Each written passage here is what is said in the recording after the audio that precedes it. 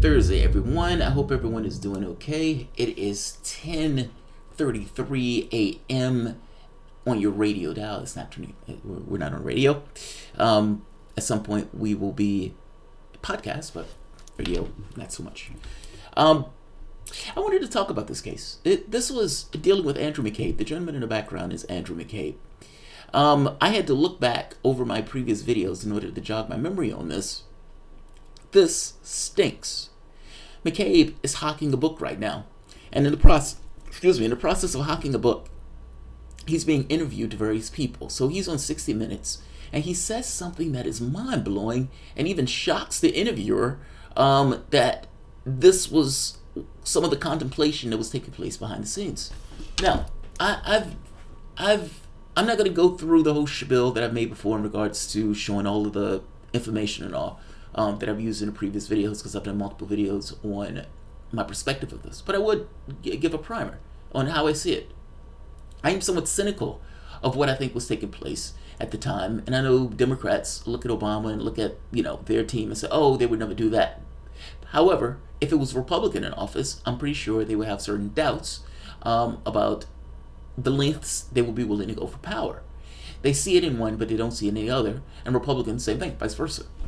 I look at this as this.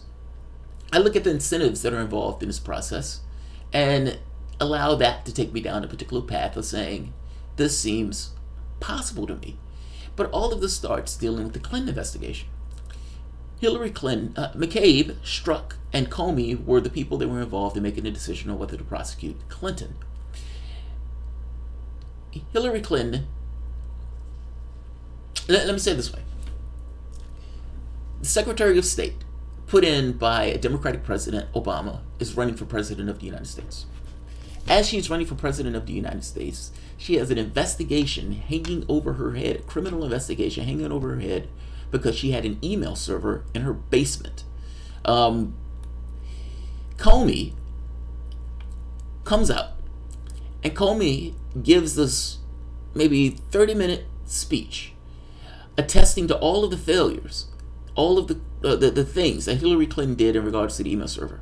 The fact that foreign governments got their hands on the information. The fact that as Secretary of State and as the president's wife, she knew that she wasn't supposed to hold information in this way. She was extraordinarily careless in the way she handled the information. When having conversations in Congress, meaning interviewing in Congress, in hearings, talking to Trey Gowdy, he owned up to the fact that Clinton lied on multiple occasions regarding this. Despite that, Comey comes up with this overwhelmingly bizarre standard that says, despite all of these things that I've enumerated out to you, no reasonable prosecutor would take this case. That is insane. No reasonable prosecutor would take the case after you've laid out all of her sins and crimes. Now, on top of that, the same people that were involved in giving Hillary Clinton a pass put Donald Trump onto some case. This stinks to me. The fact that she got off in the first place, and the fact that the same people that were allowing her to get off, that allowed her to get over that hump, were instrumental in getting Donald Trump hooked up in some kind of Russia stuff, that stunk to me. That stunk to high heaven. You look at Strzok's information, meaning him changing the language in regards to the findings, the language that was being used between him and the woman he was cheating on his wife with, talking about getting Donald Trump as some kind of contingency plan, or some last minute plan. And you have McCabe, whose wife is getting paid hundreds of thousands of dollars by Terry McAuliffe to run in a race, but McCabe saying, hey, there's nothing to see here, folks. Everything is great. You can trust me. Even if you can be trusted, that stinks. That looks bad. That looks like there's something going on that's fishy there. So all of this, to me, I was somewhat skeptical of this. To me, the incentives are pretty straightforward. A Democratic president puts in a Democratic Secretary of State, Hillary Clinton. That Secretary of State decides to run for the presidency of the United States. The Attorney General, who is a outright outspoken Democrat, and was put in by the Democratic president, we are supposed to believe that that Attorney General doesn't know the wishes of the president, meaning doesn't know that Obama would prefer Hillary Clinton to not get arrested, to not get perp walked.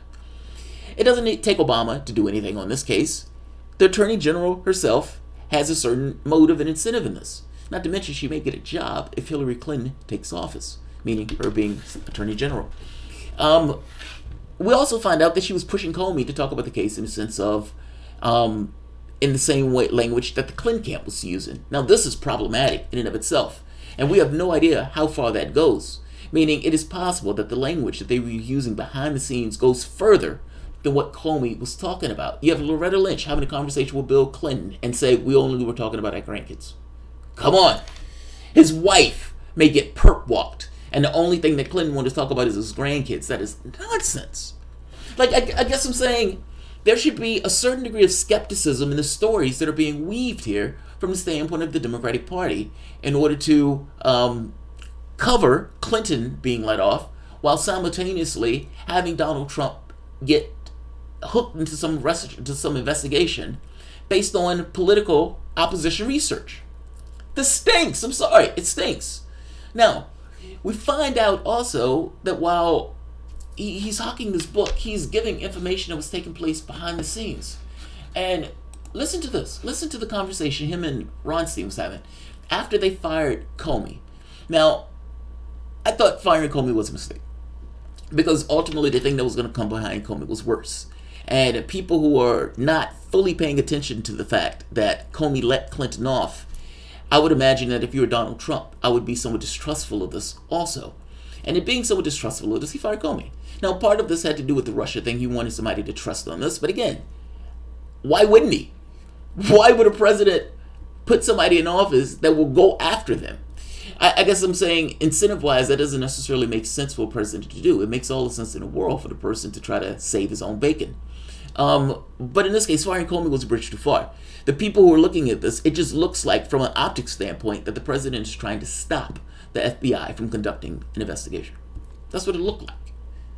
Especially when people don't pay attention to politics, or when people hate your guts and they don't want to look at it in a different light. So the conversation that McCabe is having has to do with what they were talking about behind the scenes after the firing of Comey. Take a listen to this. This is an amazing testimony. And look at the interviewer's reaction. The interviewer himself is even shocked by this. McCabe says Rosenstein raised another idea. The 25th Amendment to the Constitution allows the vice president and a majority of the cabinet to remove the president. A discussion of the 25th Amendment was simply Rod raised the issue and discussed it with me in the context of thinking about how many other cabinet officials might support such an effort. We're talking about a coup. What he's talking about is the FBI taking down the President of the United States. Now the question becomes, it's one thing if the FBI has something to do that with, but a document, meaning Donald Trump saying that I agree with Putin, shouldn't in and of itself be enough information to do so. Hillary Clinton screaming to high heaven that Trump was somehow working with the Russians in order to lose the election, again, shouldn't in and of itself be enough. A political opponent will act in the ways of a political opponent. The Steele dossier, again, information composed by a political opponent, should not have been enough to get a FISA warrant on Trump. It's political opposition research. And yet, these were the things that they were using in order to come up with this idea for an investigation. And going beyond this thought of just having ideas and thoughts that, you know, it's uncharacteristic for a president to say, I agree with Putin on this. But the uncharacteristicness of it is not indicative of enough to have an investigation. I guess I'm saying investigation should be based on evidence and information and those type of things. There should be just cause.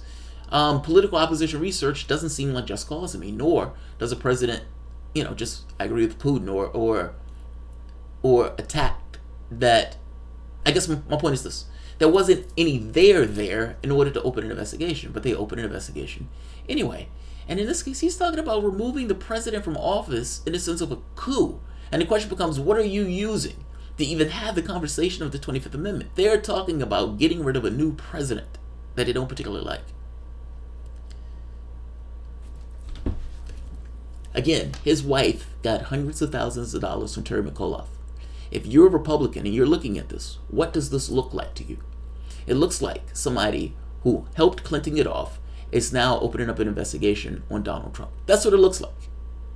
That's exactly what it looks like. Not to mention getting thousands of dollars and talking about removing him from office in the process. This is an amazing statement. Look at the interviewer's reaction, though. I didn't have much to contribute, to be perfectly honest, in that conversation, so I listened to what he had to say.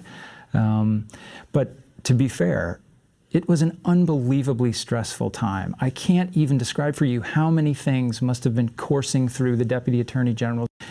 It was really something that he kind of threw out in a very frenzied, chaotic conversation about where we were and what we needed to do next. What seemed to be coursing through the mind of the Deputy Attorney General was getting rid of the President of the United States. Well, one way or another. I can't. The interviewer is like, what seems to be coursing through the mind of the Deputy Attorney General is getting rid of the President of the United States. Like, I know Donald Trump has essentially diminished the office of the presidency. That is true. But the office of the presidency still has gravitas. And in having that gravitas, despite the current owner of that office or the current occupant of that office, it is somewhat of a shocking thing to hear that the FBI was talking about removing the President of the United States. And it's like, what are you using to remove this?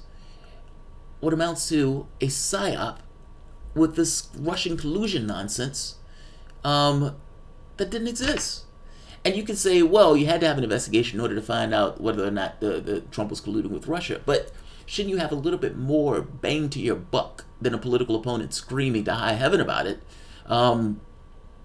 And yes, it looks bad when the guys whose wife got all the money is sitting in an office talking about the 25th. Now, from his standpoint, he says, I really wasn't contributing anything to this. Because I think at the very least he understands that this is massive jump of the shark. This is a massive jump of the shark. I'm not gonna. You get the gist of this particular video. His argument is it was chaotic. There were people all over the place.